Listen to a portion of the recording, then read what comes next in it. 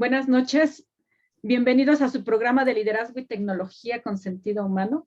Yo soy María Padilla Olvera, estratega de equipos de alto rendimiento, y hoy vamos a hablar del bien vivir dentro de las organizaciones, porque me he dado cuenta que como líder de los equipos siempre hace falta el guiar a la gente para que lleven ese bien vivir dentro de las organizaciones y no solo en la vida personal. Y para ello, hoy tengo como invitado especial al psicólogo Rafael Calvel. Él tiene 38 años de experiencia en formación y transformando vidas. Bienvenido, Rafael. Buenas noches. Hola María, encantado. Un placer estar aquí contigo y con tu audiencia.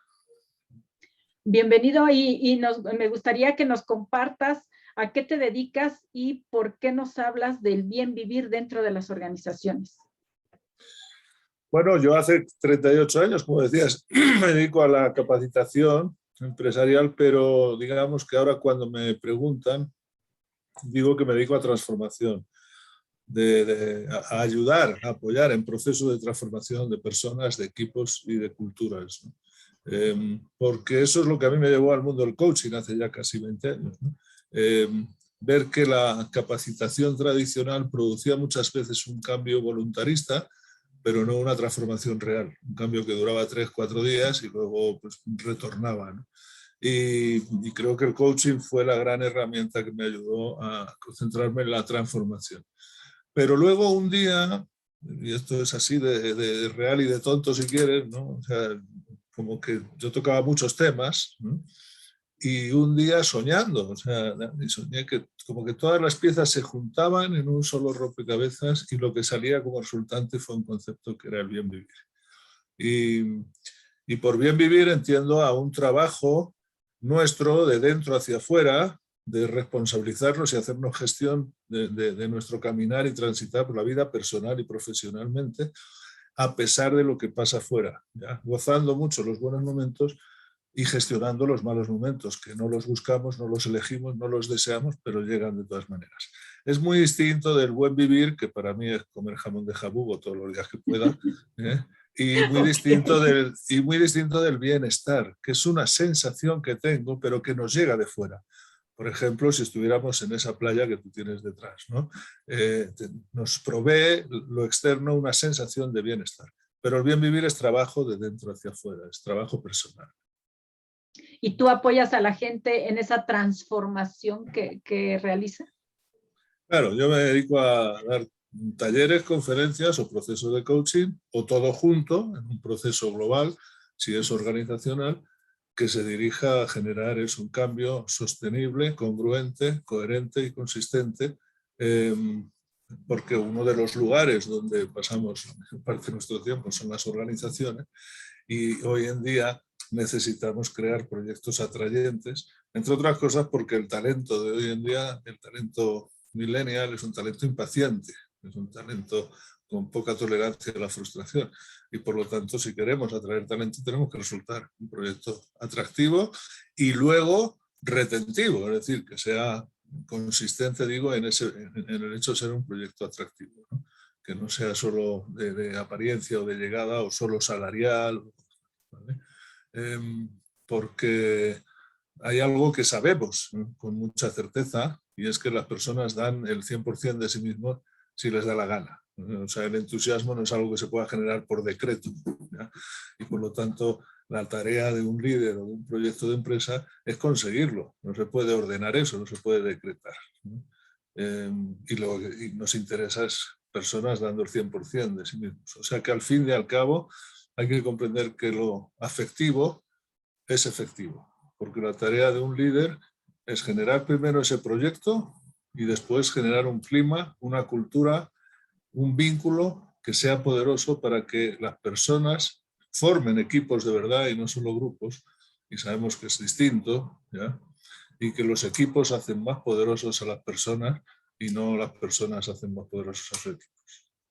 Y eso que dices es muy, muy real, Rafael, porque, por ejemplo, lo que tú decías de que ahora los millennials pues deben de tener o tenemos que buscar que ellos tengan ese interés o crearles ese interés dentro de la organización, es muy importante porque antes estábamos acostumbrados a que la gente entraba a una organización y se quedaba por muchos años. Sin embargo, los millennials ya no están acostumbrados a eso y entonces, si no les gusta la empresa, pues se van a otra. Y entonces, como que nosotros, como líderes, debemos ir generando ese clima, como bien lo llamas tú, dentro de las organizaciones para que ellos se sientan a gusto y entonces puedan dar lo mejor de sí y puedan generar esa creatividad que ya traen de manera natural, pero que como bien dices tú, si no quieren, no la sacan. Claro, por eso digo que al final uno se entusiasma cuando se entusiasma, no cuando se lo exige el jefe, ¿no? Fíjate que a pesar de lo mucho que el mundo ha cambiado en este siglo XXI, y ha cambiado mucho, desde luego, y además en estos momentos más, hay algo dentro de las organizaciones que no ha cambiado y probablemente no va a cambiar. Y es que todos los días necesitan mejorar en lo posible su flexibilidad en actitudes y comportamientos internos para generar, digo, ese espíritu solidario de equipo y que fluyan los procesos. Necesita eso, mayor eficacia y eficiencia en la gestión siempre. Cuanta más calidad en los procesos y en los productos, mejor, y cuanta más agilidad de respuesta, mejor, porque el mundo es muy competitivo. Y todo eso que acabo de mencionar, que no va a cambiar y que cada vez la exigencia es mayor, lo hacen las personas. Y lo hacen las personas en la medida en que su entusiasmo les vincula y les genera las ganas de hacerlo, ¿no? O sea, que si no, vamos a estar... Uno puede trabajar al 70% de su capacidad y a lo mejor hasta el jefe ni se entera y está satisfecho, ¿no?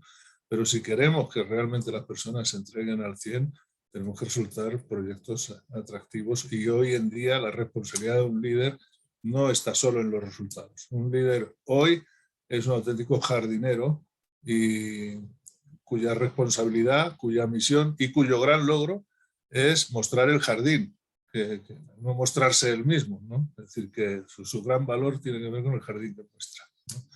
Y para eso hay abonos, ¿no? Hay que Exacto. nutrirse de abonos. Hay algunos abonos importantes como generar, por ejemplo, un espacio de mucha confianza, precisamente para que haya expresión y las personas puedan manifestarse sin riesgo, amenaza, sin miedo al juicio, que es ese gran miedo que muchas veces tenemos, ¿no? Un espacio de curiosidad, que decía ya Leonardo da Vinci, que es el principio de todo conocimiento, promover la curiosidad.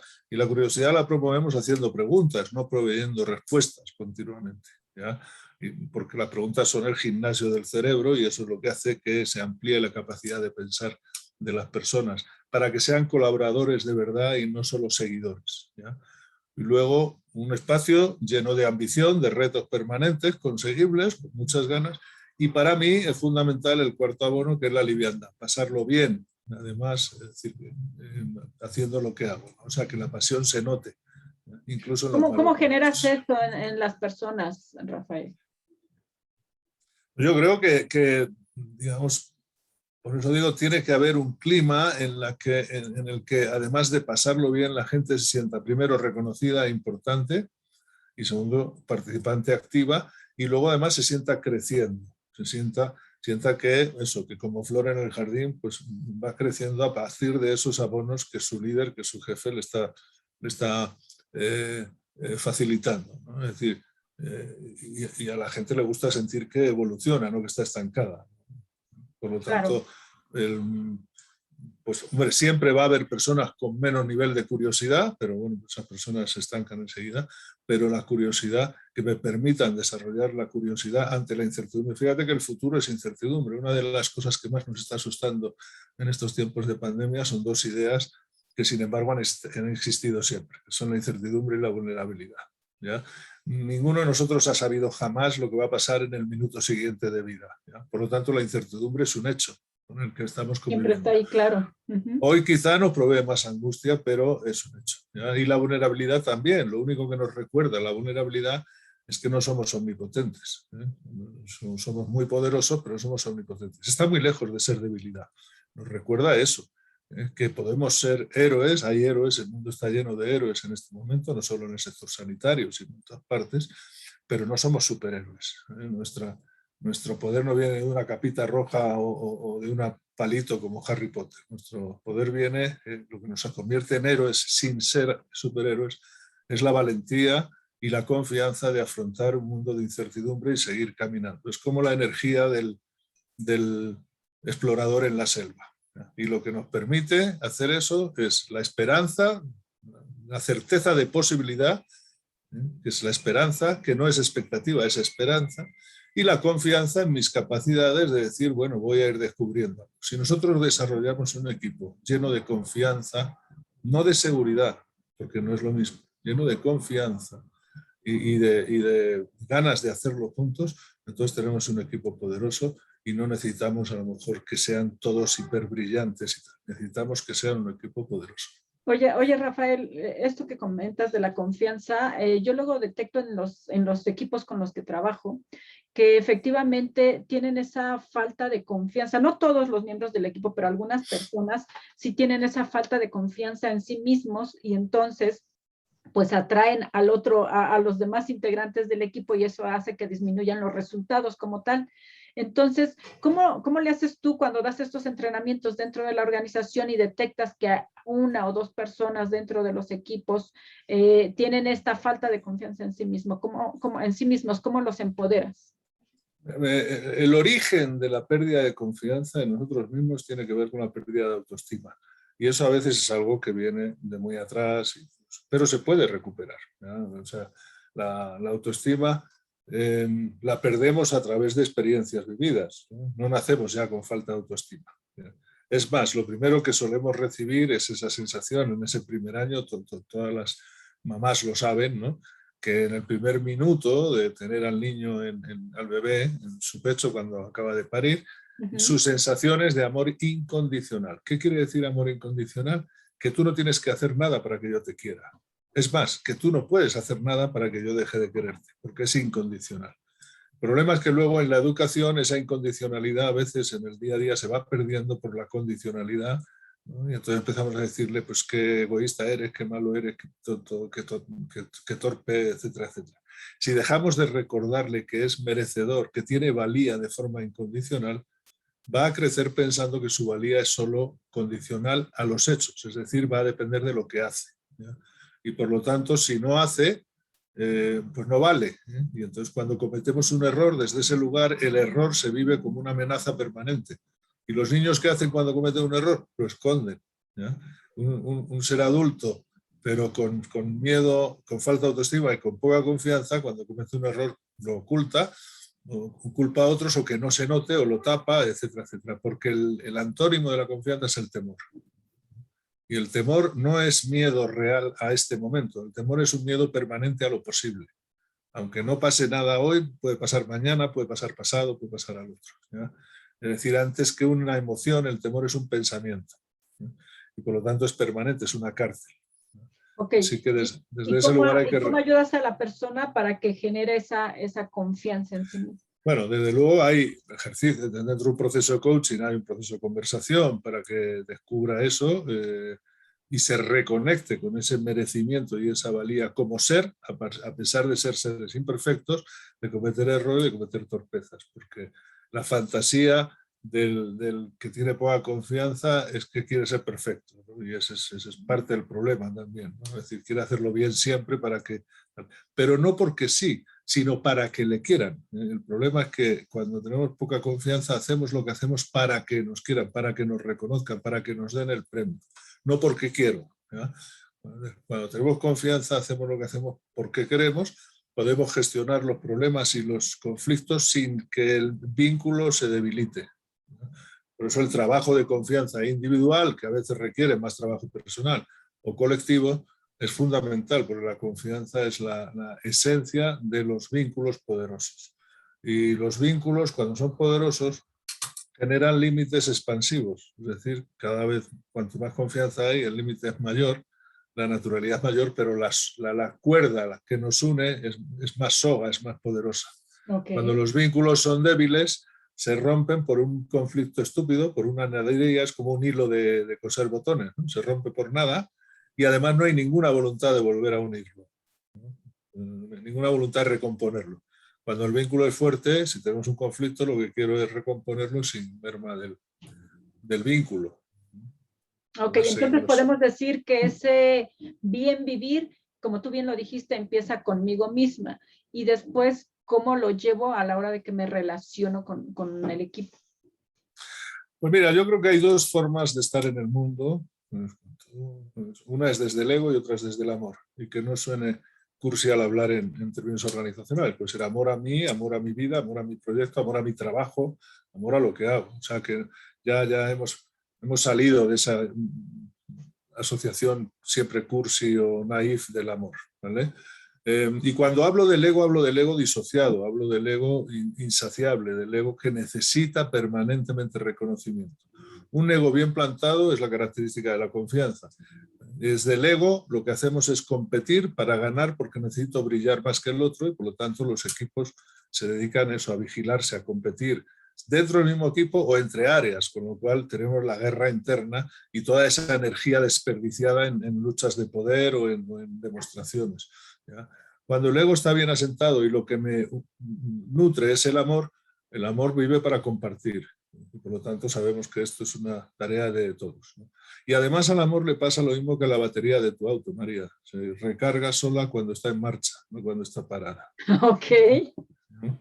Entonces se va recargando de puro amor. Hago lo que hago porque quiero y no para que me quieran, no para que me devuelvan, sino porque quiero. Y al hacerlo me nutro de más ganas de seguir haciendo porque esto es lo que estoy a gusto haciendo esto. Virtuoso. Claro, exactamente. Perfecto, ok, entonces el bien vivir empieza conmigo, me voy relacionando con los demás y cómo permeo todo esto dentro de la organización. Pues mira, hay que reconocer que todo lo tangible que haga una organización, antes de ser tangible fue intangible. Por lo tanto, una forma importante de gestionar el liderazgo es gestionar bien los intangibles. Uno de esos intangibles son los vínculos. Por eso siempre es más importante el arraigo que el apego. ¿De acuerdo? Vínculos invisibles pero poderosos. Pero la gestión, por ejemplo, de tu propio liderazgo, como tú bien decías, por ahí empieza todo y a partir de la aceptación de la realidad. La gestión del conocimiento, ¿ya? Cómo desarrollo, digamos, el pensamiento y la capacidad de opinar y de pensar en los demás, ¿ya? Que genera también otro concepto fundamental del bien vivir, que es la autonomía. La autonomía no es independencia, porque somos seres relacionales, pero sí es la capacidad de pensar, sentir y hacer por mí mismo, sabiendo cuándo necesito ayuda, pero pensando por mí mismo. Y para eso necesitamos desarrollar, como decía Guilford, tres niveles de pensamiento consecutivos: el pensamiento analítico, el pensamiento divergente y el pensamiento convergente. El pensamiento analítico, la gran pregunta es ¿qué está pasando? Pensamiento divergente, la gran pregunta es qué opciones tenemos ante esto que está pasando, y el convergente, la gran pregunta es qué hacemos de todas estas opciones que tenemos, cuál es la mejor, la más conveniente, la más interesante. Si yo estimulo el pensamiento a través de las preguntas en mi equipo, cada vez su nivel de analítica, de buscar opciones, de creatividad y de criterio para tomar las mejores decisiones será más profundo, ¿vale? Así que gestión de la autonomía, gestión del conocimiento, gestión del liderazgo, gestión del sentido, porque hay veces que hay tareas que parecen que no tienen sentido alguno, y es verdad, a veces hay tareas que no tienen sentido alguno, y hay veces que no lo veo, ¿ya? Y el sentido no lo podemos perder nunca porque está asociado con la actitud. Hay una necesidad de todo ser humano que es sentir que lo que hace es útil. Entonces, cuando sentimos que no es útil o que no hay ninguna esperanza, muchas cosas, la desesperanza es el peor virus que podemos sufrir en estos tiempos. Por eso decía Galeano, dejemos el pesimismo para tiempos mejores, ¿no? Son tiempos para tener esperanza. Václav Havel decía que la esperanza no es un estado de ánimo, es un estado de ánima, es una forma de estar en el mundo, a pesar de, ¿no?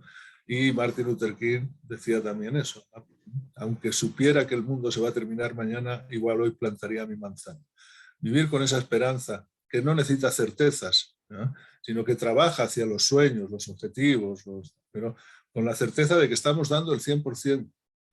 ¿No? Y si tenemos esa certeza y no logramos nuestros sueños, tendremos que colegir que no era por algo debido a nosotros.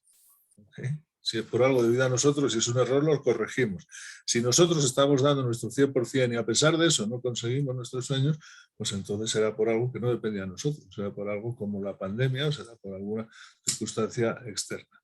Y requiere entonces de nuevo el pensamiento autónomo, decir qué podemos hacer ante esta nueva circunstancia y así sucesivamente. Por lo tanto, la gestión de los intangibles es una gestión importante y por supuesto la gestión de las emociones, que también son intangibles, ¿no? La gestión, no el control y mucho menos la supresión o el rechazo, sino una buena gestión, porque las emociones son todas legítimas, María, las Sí, claro. sentimos, ¿ya?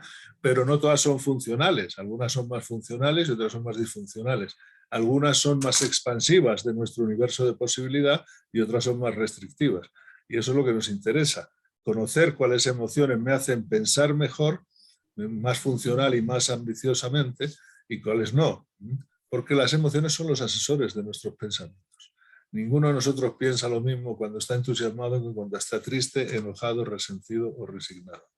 Por lo tanto, una buena gestión emocional.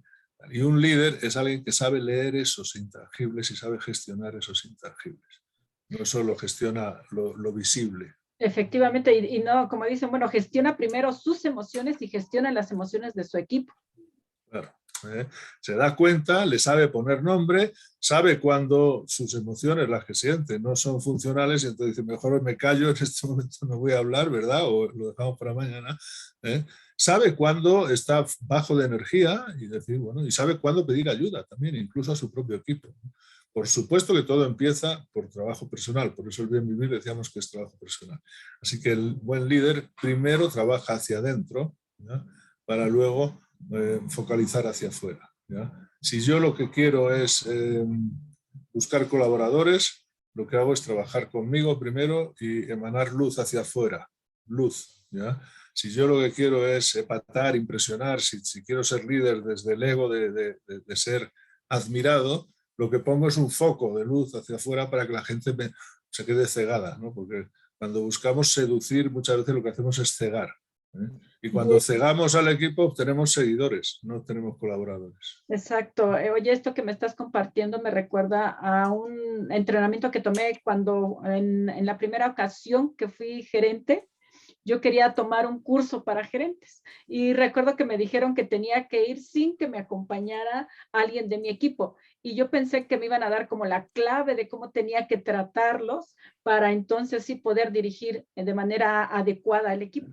Y mi sorpresa fue que, como bien lo estás diciendo tú, era un entrenamiento de trabajo personal, donde yo tenía que trabajar primero conmigo misma para entonces sí poder trabajar con un equipo de personas. Y eso me sorprendió muchísimo porque yo estaba segura que era externo lo que me iban a decir, que era teoría, y no, para nada, fue totalmente desarrollo personal. Yo cuando un cliente me dice, sí, le voy a contratar esto para que se lo dé a mi equipo, digo, empezamos muy mal. Entonces, si usted piensa que es solo su equipo el que lo necesita y no usted, estamos empezando muy mal, ¿ya? Porque no va por ahí, ¿ya? Es más, le pido que llegue, que entre, que se meta al curso, pero que se quite la gorra de mando, la gorra de autoridad, la gorra de jefe y la deje fuera de la sala. Dentro de la sala somos uno frente a uno. Somos un equipo y el líder es parte del equipo. Claro, igual de falible que el equipo y comete sus errores, etcétera, etcétera. Y parte de esos errores es pensar eso, que yo soy líder para que la gente me siga, que soy líder. Ya es hora de comprender que la pirámide cambió y que hoy el líder es el que está al servicio de la organización y no la organización al servicio del líder, ¿no? Entonces, desde ahí el gran valor, porque otra cosa, para crear una cultura y un producto atrayente hay que tener algunos valores que sean atractivos. Y yo creo que el gran metavalor del siglo XXI es el servicio, María, estar al servicio. Exacto. De hecho, por eso ahora se habla mucho del liderazgo de servicio. Claro, bueno, sí, algunos llevamos hablando algunos más años, pero no nos escuchaban igual que ahora, ¿verdad? Pero algo está cambiando ahí. Ahora sí está haciendo eco. Sí. Llegué tarde. No, pero bueno, fíjate, y de liderazgo llevo hablando 38 años, con modelos distintos, cambiando los conceptos y tal. ¿Por qué sigue siendo necesario? Pues porque es más necesario que nunca. porque el mundo necesita buenos líderes y estamos viendo a veces la escasa calidad del liderazgo pues, en la política, en la gestión, en lo social, en muchos sitios. Y sin embargo también vemos, me parece, personas que realmente no pretenden colonizar, no pretenden seducir, no pretenden epatar, impresionar, sino que pretenden guiar desde el yo, ¿no? Yo creo que todos los grandes líderes que yo he conocido siempre han hablado en primera persona al singular, se han hecho cargo de sí mismos. Es decir, yo pienso, yo siento, yo hago, yo quiero esto que ocurra. Pero no hagamos estos grandes gritos que muchas veces salen en las películas. No hagamos tal cosa, hagamos tal cosa. O sea, que la gente te siga motu propio, porque quiere, porque cree y porque quiere. Los dos grandes motores de la transformación son creer y querer. Yo me crié con un paradigma que habrás escuchado aquí también, muy racionalista, ¿no? De que si no lo veo no lo creo, ¿no? Ver para creer, ¿no? Yo tardé 48 años de mi vida en darme cuenta que el paradigma que me cambió la vida fue el contrario. Si no lo creo, no lo voy a ver nunca. Luego lo más importante es en qué creo y a nivel de proyecto, si creo en ello y además quiero, ¿ya? Y si creo y quiero, yo voy a dar mi 100%. Si no lo logro será porque la vida me lo impide, porque fuerzas ajenas a mí me lo impiden, porque certezas no tengo, claro. Los sueños son un impulso, pero no la medida de nuestro logro o de nuestra valía. Claro, Nosotros yo creo que esa es pues, una clave, Rafael, para la transformación de las personas, el entender de que con nuestras creencias podemos transformar todo lo que queramos, ¿no? Eso es lo que nos hace perder sentido de realidad, ¿eh? Y cuando yo escucho a alguien, que escucho muchas con cierta frecuencia, decir, si quieres puedes, digo, perdón, ¿no? Yo levanto la mano, así irónicamente digo, yo quiero volar. Entonces me dicen, no, bueno, es metáfora. Digo, bueno, pues si es metáfora, aclárenlo, porque el peligro está en que te oiga un niño de 8 años, se ponga una capa roja, se suba a la azotea y se tire, porque esto ha pasado. ¿Vale?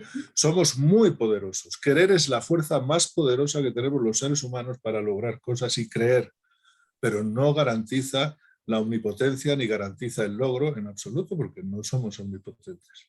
Y lo estamos viendo. ¿Ya? Nadie quería esto que está pasando y está pasando. Entonces ahora somos más poderosos cuando vivimos en la aceptación, ¿ya? De la realidad, ¿ya? Nos guste o no, porque a partir de ahí la podemos gestionar. Si no, la negación de realidad nos lleva a vivir en mundos ficticios que son los hubiera y los debería. Los hubiera pedirle al pasado que sea diferente, cosa que no va a suceder, y los debería exigirle al futuro que sea como yo tengo en mente, cosa que probablemente tampoco va a suceder, ¿no? Por lo tanto, hace poco en un taller preguntaba ¿cuánto tiempo de tu vida crees que has vivido entre el hubiera y el debería? Y te juro que hubo gente que me dijo el 100%, el 70% de mi vida, el 80% de mi vida. Eso son energías, digamos, desperdiciadas, porque desde ahí no hacemos nada, imagínate.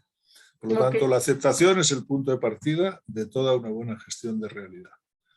Ok, Rafael, pues déjanos una recomendación para que empiecen a aplicar, quienes nos estén escuchando, empiecen a aplicar ese buen vivir dentro de la organización o dentro de su vida personal. Pues la primera gran noticia, mira, las claves del bien vivir son 3, que es estar en paz con el pasado, livianos con el presente y esperanzados y confiados con el futuro. O lo que es lo mismo, conseguir que el pasado no nos pese, que el presente no nos agobie y que el futuro no nos asuste. Y poder vivir así, tanto organizativamente como personalmente. ¿Cuál es la buena noticia? Pues que la única misión que el pasado tiene en nuestras vidas es convertirse en aprendizaje. Y nunca es tarde para eso. Si no es eso, si es resignación, si es resentimiento, si es heridas no cerradas, hay que cerrarlas. Ese es el primer trabajo. Y convertirlo en aprendizaje. Nunca es tarde para empezar, digamos, el camino del bien vivir organizacional y personal. El pasado nos explica, pero no nos condiciona, no nos limita, no nos predetermina, etcétera, etcétera. Somos mucho más poderosos que eso, pero tenemos que creerlo y que quererlo. Entonces, pues organizativamente habrá que revisar si efectivamente estoy construyendo un proyecto que sea atractivo y atrayente, bueno, revisar eso y qué tipo de clima y de valores hacen que obtenga y retenga ese talento o se vaya, porque los primeros que se van si están insatisfechos son el talento, claro. el mediocre o el torpe no se va, porque dice, ¿dónde me van a contratar? Pero el talento no aguanta, el talento se va. Claro, exacto. Muy bien, Rafa, pues el tiempo se nos está terminando, pero antes de que nos vayamos, me gustaría que nos compartas o nos recomiendes algunos de los libros, que ya sé que también eres autor y que tienes diferentes libros. ¿Qué libro nos recomiendas que vaya relacionado con este bien vivir dentro de las organizaciones? Pues mira, todos, como te decía, todo gira en torno a ese concepto, aunque en los dos primeros libros no lo menciono. El primer libro tiene que ver con el trabajo de uno mismo, como tú decías, maestros o aprendices, que querer vivir la vida como aprendiz permanente y no querer ser ya considerado maestro enseguida, ¿vale? Y por lo tanto con mucho trabajo personal. El segundo, que es un relato, tiene que ver con la creatividad como el motor de la vida y de la existencia hacia mundos que son inciertos, precisamente. Y el tercero, ya más específicamente, que se llama Desafiando tus límites, que está en Amazon, tiene como subtítulo Compromiso con el bien vivir, precisamente, ¿no? Pero, digamos, más que hablar mucho del concepto del bien vivir, lo que habla es un libro capitular, habla de elementos que me pueden estar frenando, limitando desde lo interno, desde el pensamiento, desde la emoción, mi desarrollo hacia el bien vivir. Entonces, cada capítulo es un tema y de alguna manera nadie estará pendiente de trabajar con todo, pero la idea es que todos puedan trabajar con alguno, ¿no? Entonces, desafiar nuestros límites internos, nuestras creencias, emociones y pensamientos que hoy me tienen aquí sujeto y me están impidiendo crecer y caminar y engrandecerme. Claro, muy bien, pues oye, creo que nos estás resumiendo específicamente pues todo este tema que nos estás comentando del bien vivir, porque muchas veces, como dices tú, nuestras creencias nos limitan y no nos dejan explotar toda esa creatividad que traemos y toda esa energía que tenemos para hacer lo que nos gusta y para compartirlo con otros, como bien dijiste, para ponerlo al servicio de otras personas. En mi caso, por ejemplo, cuando elegí ser coach, creo que es una de las habilidades que me llena, que me da mucha satisfacción, el saber que puedes ayudar a transformar la vida de otras personas. Entonces, efectivamente, es el ponernos al servicio de los demás. Y qué bien lo has dicho, porque hay muchos coaches que dicen, ay, es que es muy agradable saber que puedes transformar la vida de los demás. Digo, no, ya estás perdiendo piso otra vez, ¿no? Que puedes ayudar a que el otro transforme su vida, sí, y en ese servicio, y ahí estamos al servicio, como dices. Pero no tenemos el poder de transformar a nadie, ni los coaches, ni los médicos, ni nadie, ¿no? No, porque como dijiste tú, solo si la persona quiere, lo va a lograr. Claro. Conviene que los coaches tampoco perdamos el piso y a veces creemos eso, que somos grandes transformadores. Podemos ser correa de transmisión, vía de transmisión para la transformación, pero el que se transforma siempre es el otro y el trabajo siempre lo hace el otro. Exacto. Nosotros podemos... Muy bien, Rafael. Pues me gustaría que nos dejes tus redes sociales para que sepan dónde te pueden localizar, dónde pueden conseguir tus libros. Mira, tanto en Facebook como en Instagram como en LinkedIn, incluso el canal de YouTube que tengo con muchas entrevistas y espero que esta también la colguemos ahí. Claro. Son Rafael Calvet Coach. Rafael Calvet, escrito con B mayúscula, o sea, con B mayúscula, con B de burro, no B de vaca. Es que para los españoles la B es la B y la V es la V, pero aquí en México tengo que decir la B alta, la B grande, la B de burro. ¿Vale? Okay. Rafael Calvet Coach, con A. Ahí entran en mi Facebook, en mi LinkedIn, en mi Instagram y en el canal de YouTube, que digo, hay mucho material para escuchar, porque como tú bien decías, esto es un resumen, el bien vivir es mucho más trabajo personal. De hecho, ahora vamos a lanzar un diplomado que se llama las 12 semillas para el bien vivir y bueno, pues van a ser 6 meses de trabajo, ¿no? O sea que... Excelente, bueno, Rafael. No continuo, pero bueno, son unas 40 horas, ¿no? Muy bien, pues muchas gracias por compartirnos esta información. Y oye, y te voy a volver a invitar porque tienes mucho material, como dicen, hay mucha tela de dónde cortar. Porque soy muy viejo ya, ¿verdad? Prefiero decir que tienes mucha experiencia. Exacto, sí, pero bueno, viene a ser parecido. Muy bien, pues es mucho más elegante, así dicho. Gracias, María. Un placer. Gracias, cuando quieras. Buenas noches a todos. Chao, chao. Bye. Chao.